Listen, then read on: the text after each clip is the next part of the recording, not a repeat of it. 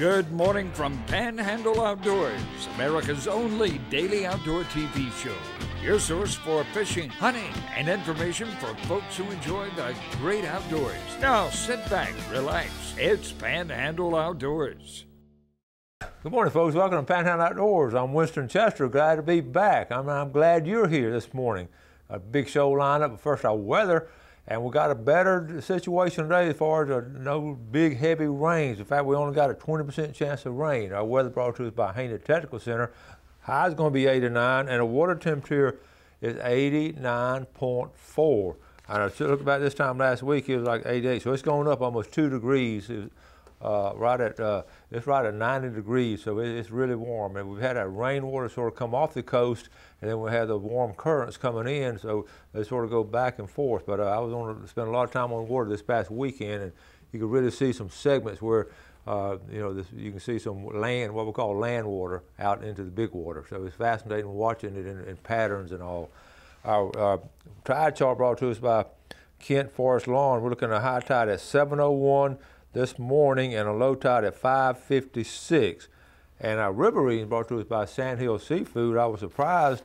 I really thought the Choctawhatchee River would get up higher over the weekend and all, but let's look at Apalachicola first. It's going down pretty steady now. It's at a 14.9, right at 15 foot this morning.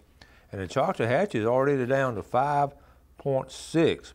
So that water just ran off pretty fast there. It's got a steady drop to it also. So both rivers are dropping out this week and pretty steady on the drop. And I did, by the way, hear some good fly fishing reports from Depot Creek.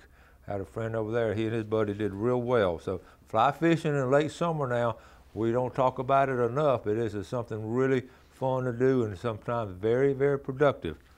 All right, the tide, I've done tide charts. That's a big thing. Not much rain, 20%, but the marine forecast is coming out south at about 10. So that's our weather for the outdoors. Let's take our break and we'll be right back.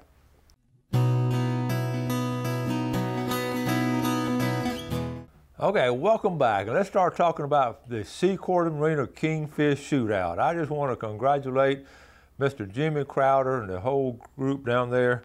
They reached $1 million this year, folks. It was a fascinating weekend, great tournament and all. On a side note, we didn't do good fishing, but that wasn't the story this year. The story was reaching that goal of $1 million. And this picture right here sort of typifies it. You see Jimmy and his daughter in the middle there, and they're holding up the sign that this year they raised, in the past it accounted to $915,000, so they needed $85,000, and they got this check here for $85,025, and they presented the Leukemia Research Foundation, and on our far left there is Lisa Crowder's daughters, and then on the right is her other daughter. So it was a wonderful experience this weekend. As far as just being around a unique situation. I will quickly show you the weights. I don't know if you can see them. I'll show them tomorrow. I have a better picture, but nobody hit 40 pounds this year. First place was 39, and then second was 37, and then 34 pounds, and then 32. Wasn't a lot of big fish caught, and people were so excited about. They were just what tickled about it was just being in that situation where. You saw what was going on, and you could just feel the excitement. And we talked fishing, and we had a wonderful time on the water and all. We worked really hard. Tony and Wendy and I worked really hard, and we fished some of the same areas. And although we found ourselves a lot of things on our mind this past weekend. We thought about Andy Weeks, how we wish he'd have been there. We talked to him on the radio, see how he and his buddy Guy would have been doing. And by the way, I was able to attend that funeral up there. Last Friday up there outside of Moultrie, Georgia, in a little place called Cool Springs Baptist Church, and it's about 6 or 7 miles northeast of Moultrie. Never been in that part of Georgia, and Andy's family had been in that farming community area for like 5 generations. Right? Andy was 5th generation, so I go back to the country church and seen some Panama City, seen some of the guys that worked for Andy with the city of Panama City up there. It was real special. So just a side note there. The outdoors is about a lot of sort of like family and friend relationships, and that the Miss Joyce boat would have been out there this past weekend too. But anyway, people say, how in the world do they get that kind of money? How do they raise $85,000? They got to think about it. I'm going to share this with you, and you see if you can go along with me now. First of all, we know that we had, okay, just on boats, I think I'm going to try to do this, okay. Oh, let me see, boats. Is that going to show up, Jeff? Maybe. Maybe? All right, for boat registration, that's a boat. They only had like 42 boats, but they got around 15,000. So let's go 15,000 for boats registration. All right, then they had okay, let's go to the raffle. Let's talk about a raffle. Just a raffle on the big old cooker that Ron Hayes built. This is just fascinating. And he built, we talked about it, showed you the pictures. Up in South Georgia, all his customers and friends and kin folks and all, every year he brings an envelope. It's a thick envelope. It's all cash. This year that envelope, I saw him, I should have taken a picture of it. I saw him handed to Mary, to Miss Mary, and that envelope had $25,000 in it. That's how many tickets. So the raffle on the grill raffle. Now there was more too. So I'm going to say a lot of local people sold tickets. So I'm going to say right at $30,000 on the grill. Okay. Now let's talk about the boat itself. They sold 325 tickets at $100. That's $32,000. Okay, the boat raffle. Now keep in mind, I'm sure they paid it at cost, but we don't know what the cost was. So I'm just going to say they cleared easily $15,000 easily on the boat raffle, easily, probably more than that. Okay, that's $60,000. All right, and then the food is brought in, all kind of, and the raffle tickets, all the other stuff. I know they got at least $5,000 on it, so that's $65,000.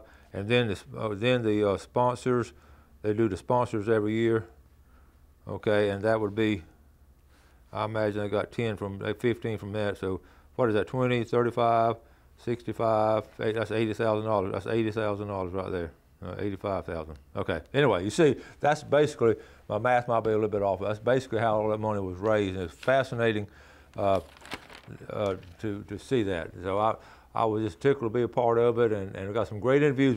I got some great footage. We caught a bunch of fish. We just didn't bring in that king.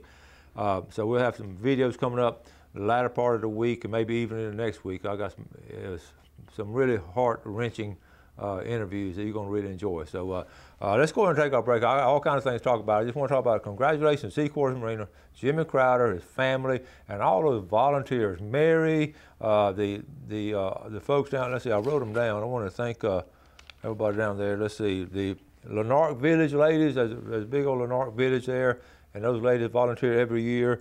All the helpers, Mary Lawhorn, Ruby, her sister Ruby from up in Mariana, they all came down. Of course, Ron Hayes and his family. Wonderful situation. So all that money went to leukemia research. Let's take a break and we'll be right back.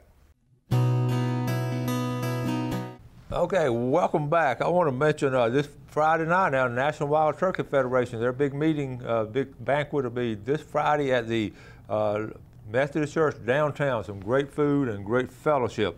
Let's take a look at this picture here. This was just last week. I'm just getting around to it. Tammy Schubin-Zackrell on the left, and our sponsor, Levon Bilsma.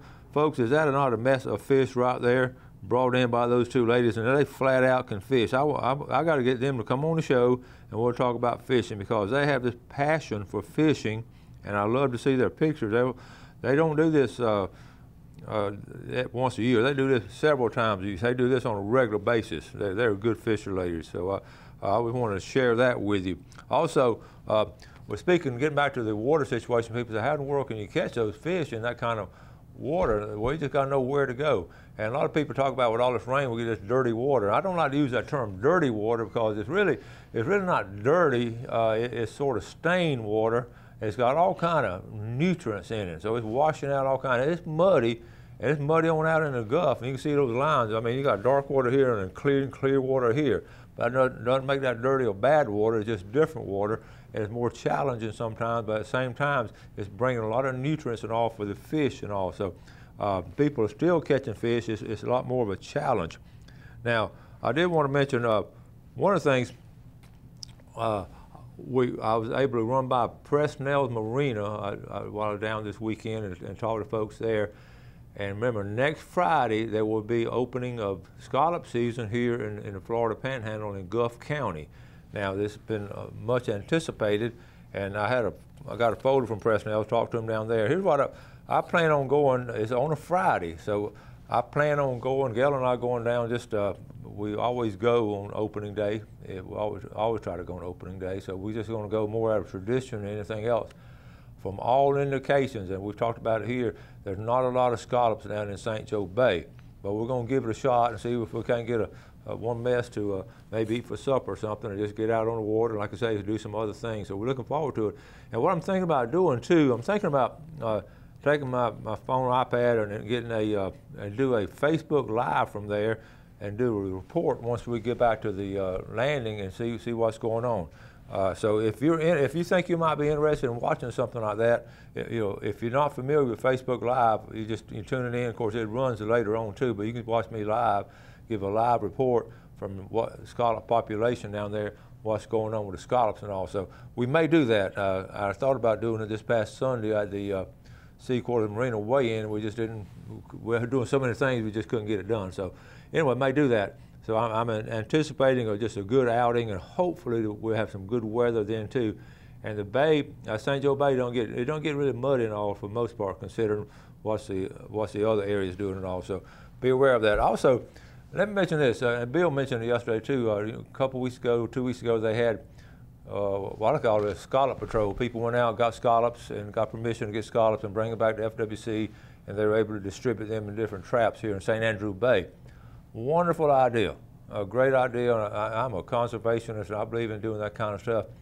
Then this past weekend, they also did it at St. Joe Bay, and I'm not a big fan of doing that. They let everybody go into St. Joe Bay, get all the scallops, get them. I forget how many scallops they could get, but you got 4 or 5 people on the boat. Then, so what they're doing is they have an open season in St. Joe Bay. Now, see, the difference between St. Joe Bay and St. Andrew Bay, it's closed season up here, so you get all those scallops and try to save them and all that. But down here, if you are going to open a season, don't let people go in there ahead of time and get scallops where you're going to be scalloping. It's like, I'm trying to think of an analogy. It's like having a Sunday afternoon Easter egg hunt. You got all the kids excited about we're going to have a big old Easter egg hunt on Sunday afternoon, and you hide all the eggs on Saturday morning and let a big group of people come get a bunch of them on Saturday afternoon, and then let the kids go there on Sunday afternoon. It just don't make sense. So I'm definitely not a fan of that decision right there. If there's not enough scallops, then close the season and don't open the season. If there are enough scallops, don't let people go in there and get them and then go hide them away from people. I just don't. I was just not a fan of that. Of course, that's my opinion, but from many years' experience, I just don't do both. Or do one or the other. Either close the season or don't do both. One of the things we're able to do in the water, I get a big kick out of this. When you spend like 12 hours on the water, like we were doing this past Saturday, it's not all fishing, a lot of reflection, a lot of just sitting back and just enjoying the beauty of nature and all. And I'm always a cloud watcher. I'm always looking at clouds and all. And we got on Saturday, the only cloud we saw was rain clouds just about it. But on Saturday, we had 3 hours. We fished 3 hours in the rain. We were on the water 12 hours, and 3 of it was rain right in the middle of the day. We got stuck in this little mini low pressure area. It just kept coming and kept coming and kept coming. So, but when it cleared up and all, I just want to go over some of these clouds that we see. And I know you probably got this in a physical science class in the 8th grade, but it's still fun to go back over. And the main cloud we have around the cumulus cloud. This is one we see all the time. Okay, so it's up on the screen there. First thing I noticed on this was the skid marks in the road. I don't know what the people were doing. I don't know if they were taking off or what, but that is sort of odd. But anyway, you got the cumulus clouds right there, and then you got the stratus clouds. And, these are the low clouds that come in, and they sort of all, it's a gray skies we talk about. So you have cumulus and stratus, okay? And then number 3, these are, got a little bit of feathers to them. This is the stratocumulus, sort of a combination of what we just saw, and they sort of spread out a little bit, but they're not a smooth layer. And then the little puffy ones, real puffy ones, the alto cumulus. I'm not going to spend a lot of time on it to be technical. I just want to show you. Now here's one that brings it in. These what we call a nimbostratus. They're dark gray. They're in layers, and there's a line of them. And this is one. A lot of times, this is ones. If you're out in the water and you look back toward land, these are the ones you start seeing, and you know it's just pouring somewhere on land. And you try to get back to your dock before the rain gets in there. So these are these really dark clouds. Those are what we always call them nimbos, a nimbostratus, and they'll move around. And then these are sort of a layer of sort of a grayish bluish, the altostratus, and then these are sort of rare. These little small ones, cirrocumulus clouds. They're small white patches. There are 10 of these. And this is like you see a big old circle or something, really small, feathery looking ones, the cirrostratus. But then here's one of my favorites is cirrus. And when I was a kid, I told my mom, those look like chicken feathers up in the sky. I remember telling her that. She got a kick out of it. They're always like feathery clouds and everything, okay?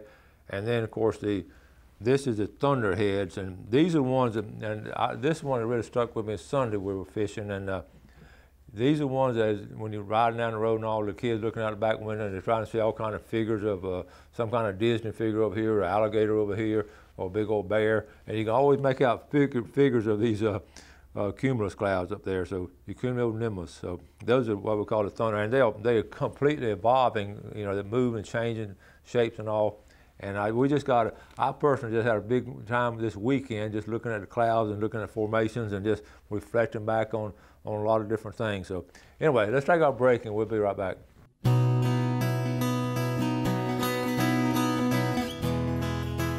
Welcome back. Let's take a look at fishing game times today, brought to us by Blue Water Outriggers right here in the morning, 10:04 to 12:04. It's going to be warm, but tonight, 10:35 to 12:35. I want to thank, on yesterday's show, I want to thank Larry, Mo, and Curly. I want to thank Bill, Greg, and Mark for covering the show. They did a great job with it yesterday, and congratulations to Mark and Michael for getting second place out of 101 fisher people, and they were really good fishermen too. So congratulations on that, and it's amazing how, getting back to the scallop situation in Stenhatchee, how they spent 4 or 5 days and just had a tough time, and that's sort of like we had on our King Mackerel tournament. And so it goes to show you're gonna have times like that. But anyway, let's go. I got a couple of announcements here coming up. August the 25th, in about 2 weeks now. Coming up on 2 weeks. The Seasons of Hope. This is a Michael Harris group, and you know how I feel about these folks. What all they do to help the outdoorsmen and all. This is going to be a trout tournament. All proceeds will benefit the Seasons of Hope, the activities they do, taking other people fishing and outdoor activities. So to sign up on the 24th, they're going to have awards on the left there, first, second, third place, biggest trout. They're going to have 10 years old, youth division, and then a $5 side pots with one winner with the winners for the most spots on the redfish, the biggest mullet, and the biggest trash fish. No stingrays or sharks, okay? So, and we'll talk more about this coming up. We'll get Michael on the show to talk about it. Go and put that on your calendar. Also, starting today, good friends up there in Hosford, Vacation Bible School will be at a Grace United Methodist Church starting today, tonight, 6:30 to 8:30, and on August 11th, it'll be from 10 to 2. So, good job for all the folks at Grace United Methodist Church. All right, that's a good situation there. And then my friend Tim Jennings brought this by coming up on the August 18th, which is next week, down at the Grace Presbyterian Church. They're doing a charity benefit in memory of Kent Freeman, who passed away from, and this is important, the ALS Foundation Association is sort of like the Leukemia Research Foundation. They're raising money trying to find a cure, and a lot of good folks we've lost to this. So that will be at the Presbyterian Church at 7 o'clock on August the 18th, okay? So keep that in mind too. And I had you get flashback pictures, and I got this one the other day. This was special to me. I want to show it to you. This is back in the day. This is Wendy, my sweet daughter Wendy, and we were hiking the Appalachian Trail. We were a lot younger back then, and but we had a great time on this particular trip. It's just 2 of us. usually had a group, but our schedules are conflicted. And that stick right there in my right hand, I still have that stick, and it's still staff. In fact, that's special to me. So anyway, Wendy is now, I want to show her because she is now started school. She's teaching 8th grade history up there in Dixon County, Tennessee, 45 miles west of Nashville. And I really miss Wendy and her family, but she has this passion for teaching, and she had a good start. She said she's going to have a good school year. Now, I did want to, I'm going to run out of time. One thing, I just got some random things here I wrote down. Flounder gigging. Do you use a 5-prong gig or use a 3-prong gig? That's always been an interesting discussion between folks that go floundering and all. I personally have a 5-prong. I used to have a 3, but and a lot of people love those 3 prongs. They just sort of spread out and hold on to them. But it's always good to have a backup prong. Always good to have a backup gig. Because when you get a doormat, and that term's overused too many times, when you get a doormat and you have him gig there on the bottom, a lot of times, if you bring him up, he's going to be so heavy, and if he just wiggles some, he's going to get off. So a lot of times you have that second gig you put in him and bring both of them at the same time. So you don't need it often, but when you need it, it's like having that big old dip net trying to get that big old redfish in there. So keep that in mind. We're going to talk about some other things tomorrow, but I've run out of time today. One of the things, too, I thought was very interesting, if you listened to Mark Calvert yesterday, he and Michael caught those 2 big redfish that got second place, caught them at the same time. Now, that's a lesson in itself right there on a whole fishing trip. When there's a group of big fish there, and we've seen it before, and this is a great example, when there's a group of big fish, just because one person's hooked up, don't try to start grabbing nets and everything. You throw out there, too. And that's a hard thing to do because you get so excited, you know you got a big one hooked. But you throw out there over and over again, that happens. And that was a great example. I was tickled to see that. So keep that in mind.